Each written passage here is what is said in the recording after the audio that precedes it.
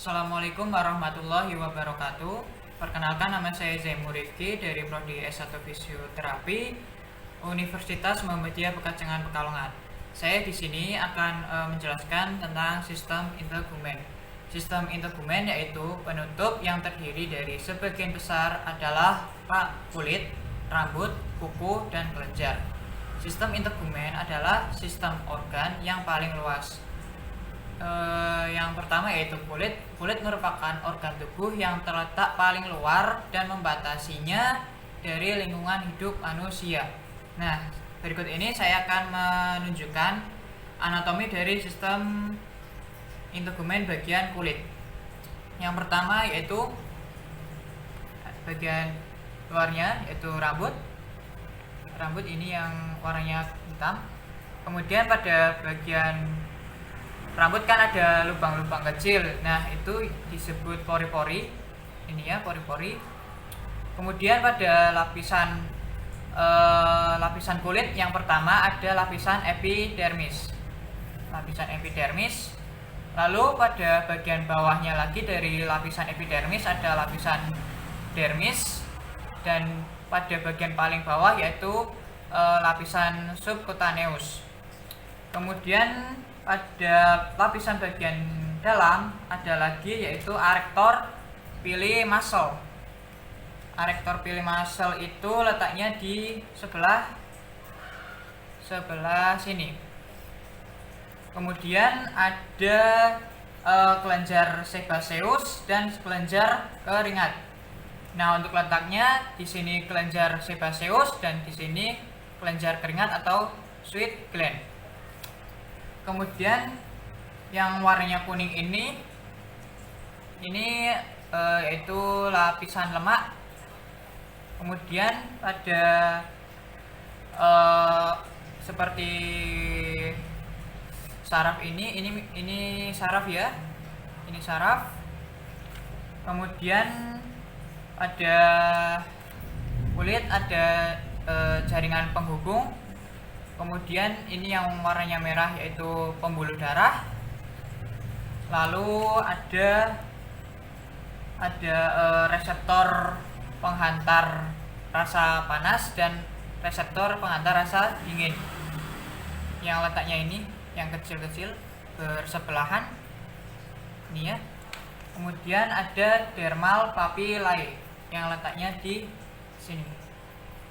Nah, kemudian yaitu ada stratum corneum yang merupakan lapisan bagian dari lapisan epidermis. Ini ya, untuk letaknya stratum corneum. Nah, untuk ciri-cirinya yaitu yang pertama yaitu lapisan kulit yang paling luar. Yang kedua terdiri atas beberapa lapis sel-sel gepeng yang mati, kemudian tidak berinti. Lalu protoplasmanya telah berubah menjadi keratin atau zat tanduk. Kemudian terdiri dari 15-30 lapisan sel keratin.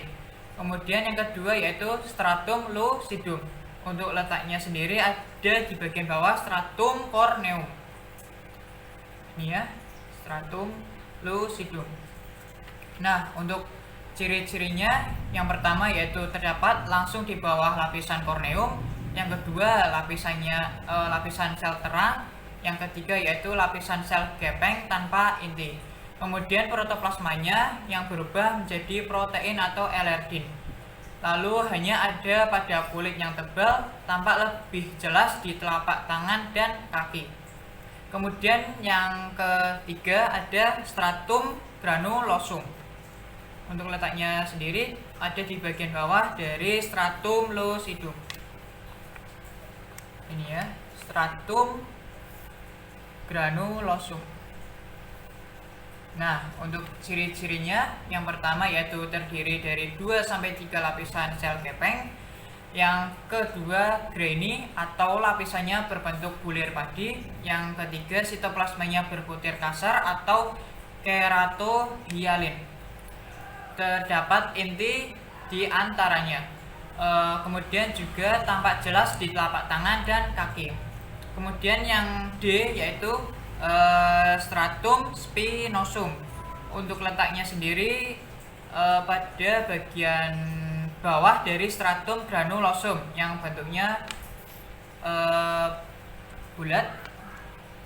Ini ya, stratum spinosum. Nah, untuk ciri-cirinya yang pertama yaitu terdiri dari 5-8 lapisan. Yang kedua, lapisan yang paling tebal yaitu 0,2 mm. Yang ketiga, sel berbentuk poligonal yang besarnya berbeda-beda karena adanya proses mitosis. Kemudian terdapat sel Langerhans. Kemudian lapisan ini memproduksi keratin. Nah, keratin sendiri merupakan protein yang tidak larut air dan fungsinya untuk menjaga kelembaban kulit.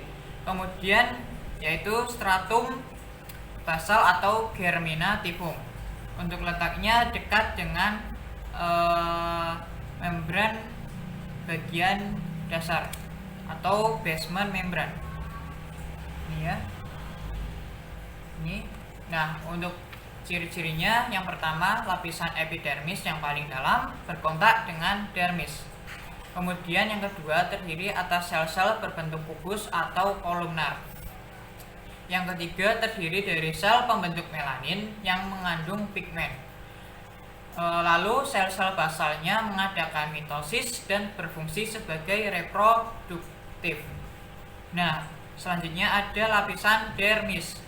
Untuk letaknya sendiri ini ya, lapisan dermis. Lapisan dermis. Untuk ciri-cirinya berisi 3 jenis jaringan, yaitu kolagen dan serat elastis, otot dan saraf. Kemudian yang kedua mendapat suplai darah dan saraf. Yang ketiga yaitu lapisan di bawah epidermis yang jauh lebih tebal daripada epidermis. Kemudian sebagai sensori aparatus yaitu sebagai sentuhan, tekanan, temperatur, nyeri. Untuk lapisannya sendiri terdiri dari 2 bagian, yaitu yang pertama pars papiler dan yang kedua pars retikuler. Nah, untuk selanjutnya yaitu lapisan hipodermis. Untuk lapisan hipodermis merupakan kelanjutan dari lapisan dermis yang terdiri atas jaringan ikat longgar berisi sel-sel lemak di dalamnya. Kemudian yaitu rambut. Nah, untuk rambut saya tunjukkan untuk bagian anatominya. Yang pertama yaitu medula di bagian inti, ini yang warnanya putih. Kemudian cortex merupakan pembungkus dari medulanya itu sendiri. Kemudian yaitu hair cuticle. Hair cuticle ini letaknya di bagian luar dari cuticle itu sendiri. Kemudian ada inner root shed yang terdiri dari 3 bagian, yaitu cuticle of inner root shed, kemudian Huxley's layer, Henle's layer. Nah, untuk letaknya di sini, sekarang sini. Nah, selanjutnya yaitu outer root shed yang warnanya untuk letaknya ini yang agak keorenan warnanya. Kemudian yaitu connective tissue layer atau lapisan jaringan penghubung yang letaknya di bagian bawah ini.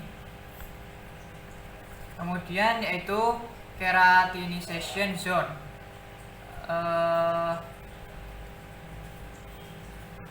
yang letaknya di sini ya. Kemudian yaitu melanosit, dividing cells, dan cavity of dermal papilla. Untuk letaknya di bagian sini, di area sini. Nah, untuk rambut sendiri ciri-cirinya yaitu terdiri dari akar rambut dan batang, kemudian menutupi hampir seluruh permukaan tubuh.